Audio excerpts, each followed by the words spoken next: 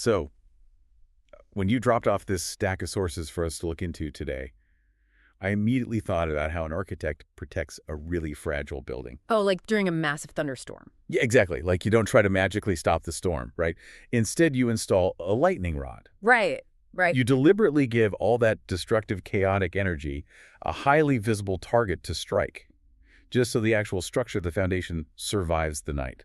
That is a phenomenal way to frame this. We naturally focus on the lightning strike itself because it's so spectacular. Exactly. But we rarely examine the mechanics of, who installed the rod in the first place or why they needed to divert our attention. But welcome to the deep dive.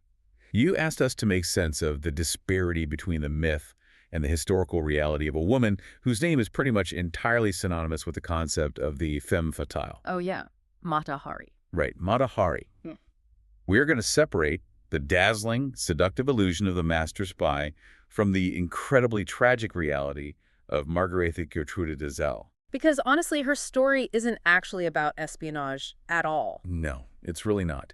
It is a masterclass in the mechanics of scapegoating. It shows the dangers of information manipulation and what happens when a government desperately needs a highly visible target to absorb the anger of a collapsing nation. Yeah, the pop culture narrative that survived the last century paints her as almost like a comic book villain. Right, this calculating mastermind luring powerful men to their doom. Exactly. Supposedly single-handedly costing thousands of soldiers their lives. But when we actually analyze the primary documents from these sources, a much darker systemic reality emerges. It really does. And to understand why she became that lightning rod, we have to look at the foundation she started with, which was characterized by an almost total lack of agency. Very much so. Let's look at the Netherlands in 1876. Margaretha is born into a very affluent family. Her father owned a hat factory. He invested in the oil industry. So she had a very comfortable start. Yeah, exclusive schools, a lavish childhood. But that kind of 19th century comfort was incredibly precarious for a young woman. Highly precarious. In 1889, when she was 13, her father went completely bankrupt. Wow. And in that era, a father's bankruptcy didn't just mean a tighter household budget, it meant utter social death, especially for an unmarried daughter whose value was deeply tied to her family's financial standing. Right, because her prospects are just gone. Completely. Her parents divorced shortly after, and then her mother passed away in 1891, so her entire societal safety net just vaporizes in the span of 2 years. That is brutal. Yeah. So she is sent to live with her godfather. And here's where we see a pattern start to form, a pattern of men's actions completely dictating her reality. Yeah, her attempt to become a kindergarten teacher. Right. She goes to study to become a teacher, but she doesn't finish. And it wasn't because she was a bad student. No, not at all. Her godfather actually removed her from the institution because the headmaster was conspicuously flirting with her. It's a defining early trauma for her. She is the one punished, socially and educationally, for the inappropriate desires of an older man in a position of power. It's so unfair. It establishes a dynamic she will face for the rest of her life. She bears the practical consequences of male behavior, and that lack of power drives her to seek the only socially acceptable security available to her, which is marriage. Right, but her method was a bit unorthodox. At 18, she answers a newspaper advertisement. A literal mail-order bride scenario. Basically, yeah.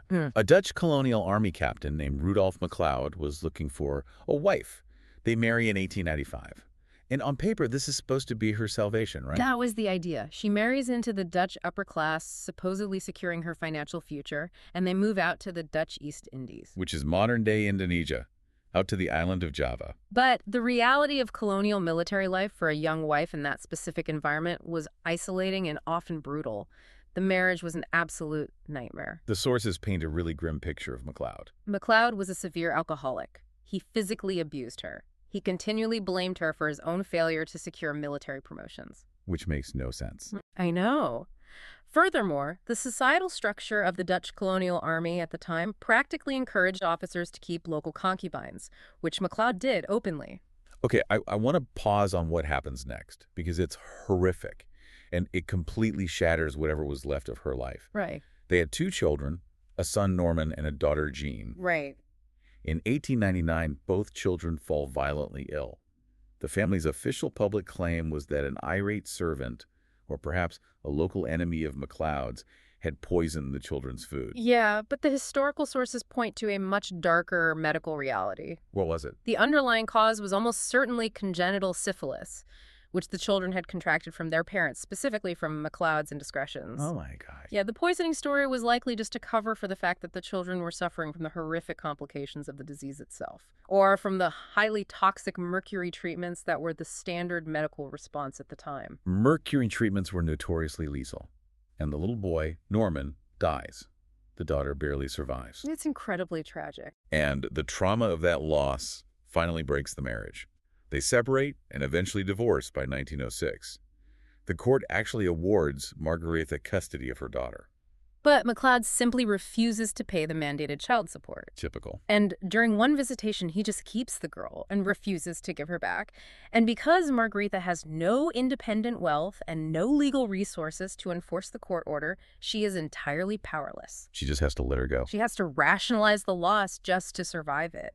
She essentially tells herself that perhaps despite being a monster of a husband, he might somehow be an adequate father. I am looking at this timeline, and it is just devastating. By her late 20s, she has been bankrupted, orphaned, punished for a teacher's creepiness, physically abused, infected with a horrific disease. Lost her son to that disease. Yes, lost a son, and had her daughter legally kidnapped because she was too poor to fight back. Right. When we see her later as Mata Hari, the glamorous seductress, it is so easy to dismiss her as just this narcissist chasing fame. But looking at the mechanics of her early life, that reinvention wasn't vanity. No, not at all. It was a fiercely desperate survival tactic, like someone totally reinventing their identity to escape a dark past. Precisely. The identity of Margaretha Zell was defined by profound vulnerability and victimhood. She needed a new identity where she held the power. Which brings us to a pivotal shift in 1903. She arrives in Paris. Yes. Penniless. She tries a few legitimate routes at first. She rides circus horses under the name Lady MacLeod. She works as an artist's model. But she very quickly deduces the economic reality of Belle Epoque Paris, right? A tragic, impoverished Dutch divorcee is not a marketable commodity. Exactly. But the exoticism of the East, that was highly marketable. She recognized that European high society had an insatiable appetite for the Orient, combined with an almost total ignorance of the actual Dutch East Indies. So she couldn't sell her reality, so she manufactured a fantasy, and she commits to the fantasy completely. She really goes all in. She drops the Dutch identity entirely and adopts the name Mata Hari, which is Indonesian for sun, literally translating to Eye of the Day. It's a great stage name. It is, and she invents this incredibly elaborate, entirely fabricated backstory. She tells Parisian society that she is a Javanese princess of priestly Hindu birth. And that she had been rigorously trained in sacred Indian temple dance since childhood. What she's doing here is brilliant from a marketing perspective. Oh, absolutely. She isn't just offering an erotic striptease. She is wrapping it in the veneer of cultural exclusivity and religious mysticism. Because claiming it was a sacred art gave these wealthy audiences permission to watch erotic entertainment without feeling like they were slumming it in a cheap cabaret. Exactly. She elevated the taboo into high art. Her act was an absolute sensation. It was essentially a progressive shedding of veils, blending what she claimed was an ancient choreography with highly effective seduction. She famously ended the performance wearing almost nothing but a jeweled breastplate. And there's a detail in the sources that I found incredibly humanizing about that. Oh, about the breastplate. Yeah. She specifically designed and wore that elaborate breastplate because she was deeply self-conscious about her small breasts. Wow. So underneath the whole Javanese princess persona, there is still just a woman trying to manage her insecurities. Right. It humanizes her, but it also highlights the physical mechanics of her illusion. Yeah. She meticulously curated every aspect of how she was perceived, and it worked flawlessly. Overnight sensation. From her 1905 debut at the Musée Guimet, absolutely, she became the mistress of Émile Etienne Guimet, the millionaire industrialist who actually founded the museum. So suddenly the woman who couldn't afford to fight for her own daughter is mingling as an equal with politicians, generals, and diplomats across Europe. But the business model of an exotic dancer has a ticking clock, right? You rely on novelty, and novelty always fades. Yeah, definitely. By 1912, the initial shock value had worn off. She was getting older, the physical demands were catching up with her, and the European theater market was suddenly saturated with imitators. Everyone was trying to copy her sacred Hindu dance gimmick. She was losing market share, so she makes a calculated business pivot. From artist to courtesan. Exactly. She transitions from an avant-garde stage artist to a highly successful international courtesan. She starts relying entirely on her wealthy patrons rather than theater tickets. And that pivot is crucial because it requires her to travel extensively between European capitals, Hmm. maintaining relationships with various politicians and military officers. Right. In 1912s, an independently wealthy, sexually liberated woman crossing borders was scandalous, but ultimately tolerated as just being bohemian. But just 2 years later, in 1914, the geopolitical reality of Europe collapses into World War I. And suddenly, the exact lifestyle that gave her power makes her incredibly vulnerable. Because she is a citizen of the neutral Netherlands, which means she holds a Dutch passport. Mechanically, how did that work for her during the war? Why was that a problem? Well, as a neutral citizen, she could technically cross borders that citizens of the warring nations could not. She could travel from France through Spain into neutral territory and back again. Ah, I see. So, to a military intelligence officer watching the board, an independent woman with a neutral passport sleeping with generals on both sides of the conflict doesn't look like a courtesan trying to pay her rent. No, it looks exactly like an espionage asset. Okay, I have a major question here. Mm. The sources agree that she did eventually agree to spy for the French, but I am trying to wrap my head around her motivation. She isn't ideological. She isn't particularly political. Not at all. Why would a successful courtesan actively choose to walk into the incredibly dangerous world of military espionage? It wasn't driven by politics or even initially by greed. It was driven by a desperate need for access. Access to what? She had fallen deeply in love with a 23-year-old Russian staff captain named Vadim Maslov, who was fighting alongside the French army. And in the spring of 1916, Maslov was severely wounded in combat. He lost his sight in his left eye. Oh, so she wants to go to him. She is desperate to get to the military hospital near the front lines. Exactly. But the front lines are a heavily restricted military zone.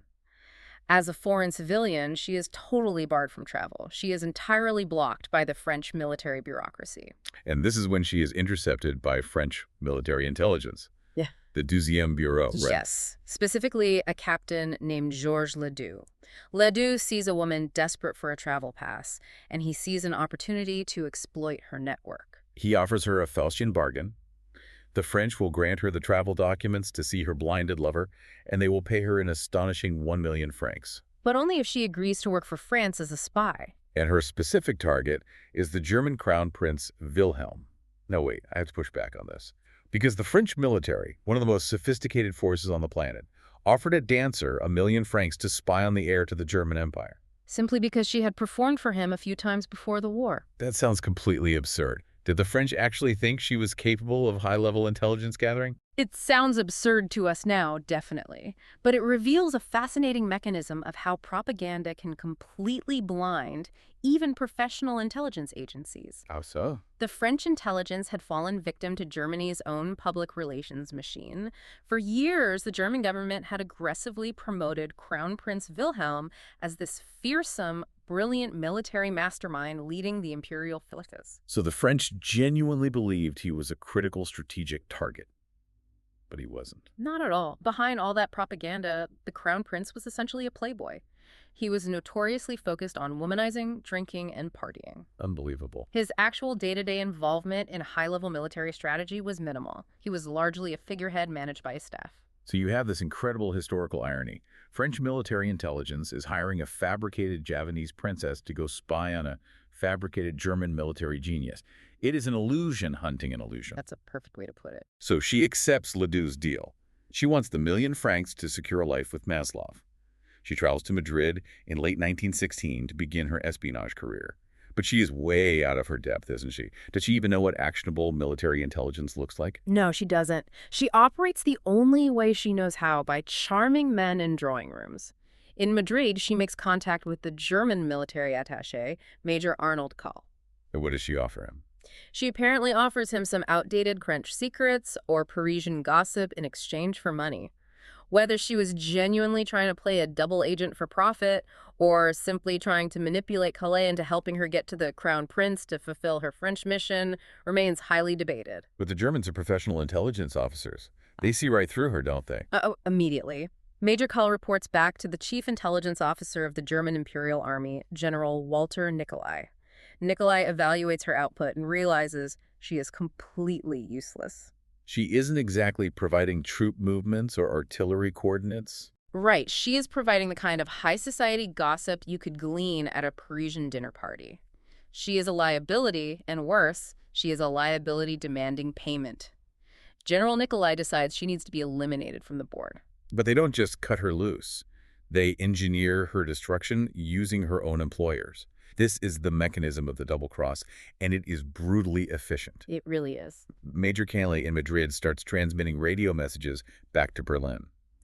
In these messages, he explicitly details the activities of a highly valuable German spy operating under the code name H-21. And he makes sure the biographical details of H-21 perfectly, unmistakably match Mata Hari. This is the critical mechanical turning point of her life. Because Canley didn't just broadcast those messages. No, he intentionally chose to encrypt them using an older radio cipher that German intelligence absolutely knew the French had already cracked. That is just cold-blooded. They deliberately used a broken code because they wanted the French to read the message. They gift-wrapped her for the French counterintelligence to solve their own administrative problem. It is a classic intelligence maneuver known as a burn. The French, of course, intercept the transmissions, easily decrypt the broken code, read the blatant description of Mata Hari operating as H-21, and believe they have uncovered a major German asset. Wow. On February 13, 1917, French authorities raid her room at the Hotel Élysée Palace in Paris and arrest her for espionage. She is thrown into St. Lazare prison. And the trial that follows is less of a legal proceeding and more of an inquisition. The interrogation is led by Captain Pierre Bouchardon. And Bouchardon does something incredibly insidious here. What's that? He doesn't just attack her actions, he attacks the very survival mechanism she created. He weaponizes her identity. Right. Bouchardon proves that she is not a Javanese princess, that the entire sacred dancer persona is a total fabrication, and that she is simply Margaretha Zell, a Dutch citizen. Exactly.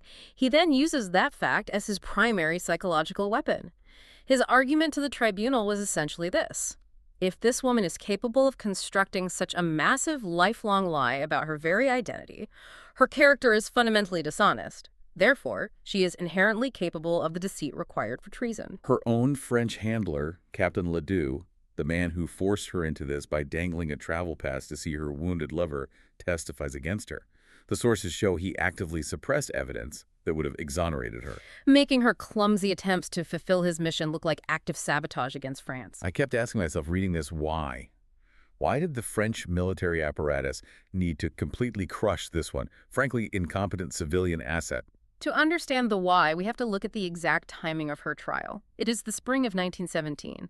The French army has just executed the Nivelle offensive, Which was supposed to be a war-winning strategy. Yes. Instead, it was a catastrophic bloodbath. The French suffered over 100,000 casualties in a matter of days. As a direct result, massive mutinies began spreading through the French military ranks. Soldiers were refusing orders. The entire war effort was on the brink of total collapse. So the French generals are sitting on top of a mutiny caused by their own horrific tactical failures. Exactly. The government and the military high command were desperate to deflect the blame. If the public and the soldiers believe they are losing because of incompetent generals, the government falls. But if they believe the offensives are failing because insidious, invisible foreign spies are betraying them, then the anger is redirected. A perfect lightning rod. Wow, the lightning rod. The prosecution literally accused her of causing the deaths of 50,000 soldiers. Mechanically, it makes no sense that a woman trading gossip in Madrid caused the tactical failure of a massive infantry offensive in France. Right, it's absurd. But psychologically, it gave a grieving, angry nation a tangible face to hate. She was an unapologetic, sexually independent foreign woman who lived luxuriously while French sons died in the mud. They held her up and said, "She's the reason we are bleeding." And right in the middle of this orchestrated destruction, she suffers the ultimate personal betrayal. Throughout the brutal interrogation, she maintains her innocence. But the moment that finally breaks her physically, she actually collapses in the courtroom, is when the tribunal brings in Vadim Maslov. The man she loved. The man she agreed to become a spy for just so she could visit him in the hospital. Exactly. And Maslov's actions are driven by pure, cold self-preservation. As a Russian officer allied with France, being publicly romantically tied to a convicted German spy would destroy his military career and possibly his life. Though he completely abandons her, he refuses to testify in her defense, and he coldly informs the tribunal that he does not care whether she is convicted or executed. She sold her life to reach him. and he just shrugs at her death sentence. Which brings us to the morning of October 15th, 1917. She is 41 years old. She is transported to the moat of the Château de Vincennes to face a 12-man firing squad. Even the accounts of her final moments are obscured by the myth-making machine. Some historical reports, like a famous 1934 retrospective, claim she arrived wearing a custom-made tailored suit and white gloves. While other eyewitnesses stated she was wearing the same unwashed clothes she had been forced to wear throughout her imprisonment. But the sources agree on her behavior. Yes. Henry Wales, a British reporter who was present, documented her unbelievable defiance. When they brought her to the wooden stake, she absolutely refused to be bound to it. When they offered her a blindfold, she rejected it. She stood completely unsupported, looked directly down the barrels of the rifles aimed at her, and blew a kiss to her executioners. It is a profound final reclamation of her agency. The military tribunal had stripped away her dignity, her freedom, and her narrative. But in the exact moment of her death, she refused to play the role of the cowering victim they needed her to be. She died maintaining the absolute pride of the persona she had constructed to survive. But the indignities don't end with the gunfire. Because she was executed as a traitor, her body was legally the property of the state unless claimed by family. And she had no one left. Her son was dead, her daughter was kept from her by her ex-husband, and her lovers had abandoned her. So her remains were handed over to the Parisian medical schools for anatomical study. Her head was embalmed and catalogued in the Museum of Anatomy in Paris. But in a bizarre postscript to her story, during a massive archival inventory in the year 2000, curators discovered that her head had completely vanished from the vaults. Just gone. Completely missing. Yeah, completely missing. The museum records suggest it might have been misplaced or stolen as early as relocation in 1954, but the reality is, to this day, the remains of Mata Hari are lost. So when we clear away the smoke and mirrors, when we take away the exotic dancing and the firing squad, what are you, the listener, actually left with? We are left with Margaretha Zell. A woman who used the only currency available to her in a society completely controlled by men. Right. The currency of illusion and seduction. She used it to build a shield against poverty and abuse. And the tragic irony is that the exact materials she used to build that shield, her mystery, her independence, her lack of national allegiance, were the exact traits a failing military used to crucify her. They needed a monster to explain their own catastrophic incompetence, and her fabricated identity fit the costume perfectly. It is a chilling reminder of how power operates. It really is. And it leaves us with a lingering thought about the legacy of her case. Because exactly 100 years after she faced the firing squad, the French military finally declassified the 1,275 pages of her sealed trial documents. Wow, it took them long enough. Right. But her execution actually changed how modern intelligence agencies operate today.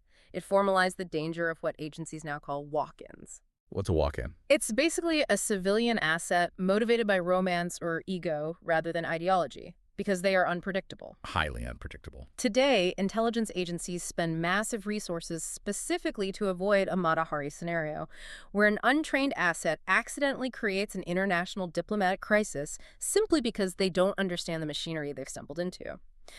The tragic irony is that her bumbling, naive attempts at espionage actually helped write the modern rulebook for how agencies exploit and ultimately discard civilian contractors. The machine learns from its lightning rods. So next time you see a massive public scandal break and the entire media apparatus points the finger at one highly visible, convenient individual, ask yourself what the storm is actually trying to destroy and who installed the rod. Thanks for taking the deep dive with us today. We'll catch you next time.